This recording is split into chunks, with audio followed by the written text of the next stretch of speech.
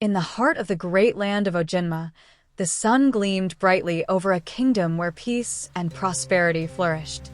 The people of Ojinma were known for their unity, their strength drawn not from weapons, but from a symbol, the sacred mask of unity. This mask, enshrined in the Great Hall of Wisdom, glowed faintly with divine energy. It had been a gift from the gods themselves, crafted to unite the four clans that lived within the kingdom: the northern, eastern, southern, and western clans.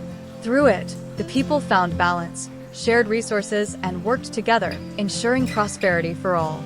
The kingdom's rivers were full, the fields were rich with crops, and children laughed and played in the streets. No one ever went hungry, and the air was always filled with harmony. Yet, like all things, peace was fragile. One afternoon, a meeting was held in the Great Hall of Wisdom. The Council of Elders had gathered, their faces etched with concern as they discussed a growing divide among the regions. Voices were raised as the northern clan demanded control over more of the kingdom's resources. They argued that it was their land that provided the most to the kingdom, and thus, they deserved more of the wealth. "We cannot continue to share the wealth of our rivers when it is our land that feeds the kingdom," said the northern elder, his voice booming across the room. "But we, the Eastern clan, have worked the land for generations, and yet we have been mistreated. We have sacrificed so much for this kingdom," countered the Eastern elder, her face full of frustration. The tension in the room grew thick. As the leaders of the four clans debated, a small crack appeared on the sacred mask hanging on the wall. It was a subtle thing, barely noticeable, but Adama, a young scholar who had long studied the mask's power, saw it. She gasped in alarm, noticing the faint fissure running along the once unbreakable surface of the mask. "The mask, it weeps," she whispered to herself. She could not fathom what this meant, but she knew something was terribly wrong. The unity that had kept Ojinma together was now in jeopardy. Days passed, and the tension in Ojinma only grew. Villages began to argue over resources, and the once peaceful kingdom was now on the brink of civil unrest. Small skirmishes broke out between the clans. The sacred rivers that once nourished everyone were now the subject of fierce disputes, and the fields, once bountiful, began to wither as distrust spread like a disease. The crack in the sacred mask deepened, a symbol of the growing division. As the people's hearts hardened, the gods watched in sorrow. They had created Ojinma to be a land of unity, but now it seemed that the very foundation of the kingdom was crumbling. One night, as Adama slept in her study, a strange and powerful dream overtook her. She found herself standing in a storm, with thunder roaring above her and the wind howling in her ears.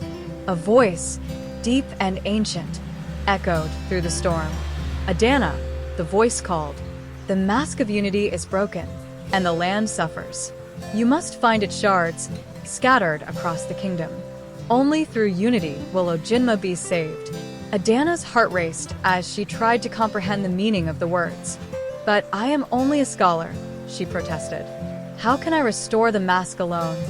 The storm grew louder, but then another voice spoke, this one filled with power and strength. "You will not be alone. Seek the warrior, the healer, and the traitor. Each holds a piece of the answer." When Adama awoke, she knew what she had to do. The gods had called her to action.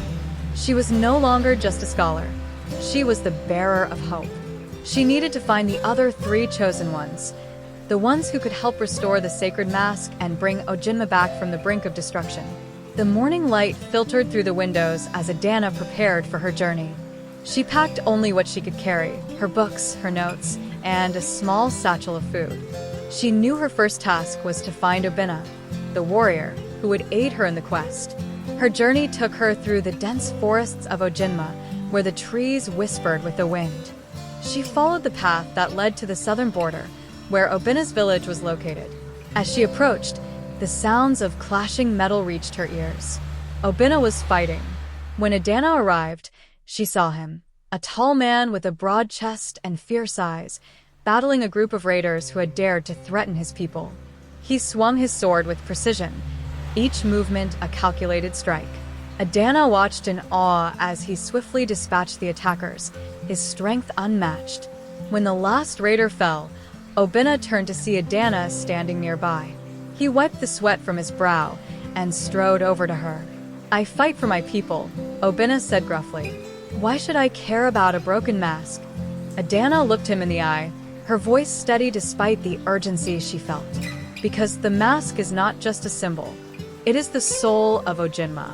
Without it, this land will fall." Ojinma looked at her for a long moment, then nodded slowly.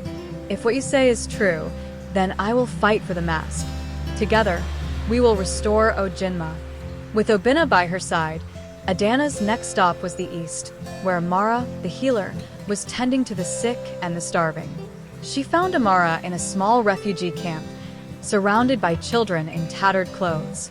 Amara's hands worked tirelessly, mixing herbs and soothing the pain of those who came to her for help.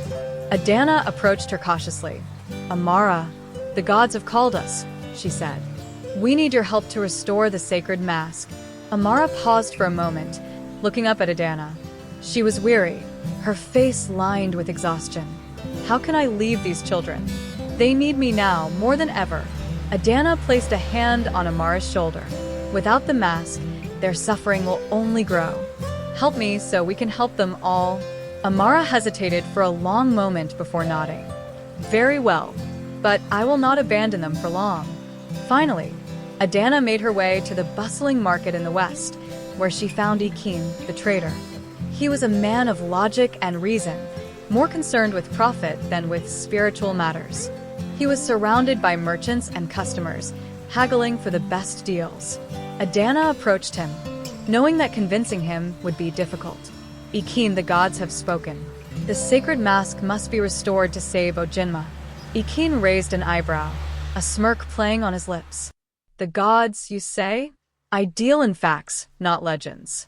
But if the mask restores the land, then trade will thrive again. I'll join you, but only because it benefits me." Adama nodded, relieved that Ikin was willing to join the cause. "Your help is all I ask." The journey ahead would not be easy.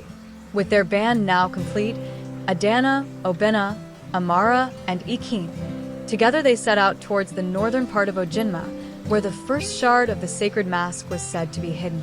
But before they could retrieve it, they would face a trial that would test not just their strength, but their hearts. They arrived at the River of Shadows, a once clear stream now dark and foreboding. The water seemed to swallow the light, and the air was thick with a heavy mist. The river's current was strong, but it was not the water that they feared. It was the spirits that haunted the river, spirits born of doubt, betrayal, and regret. "This is the River of Shadows," Adama explained, her voice solemn. "It is said that those who cross must confront the doubts within themselves.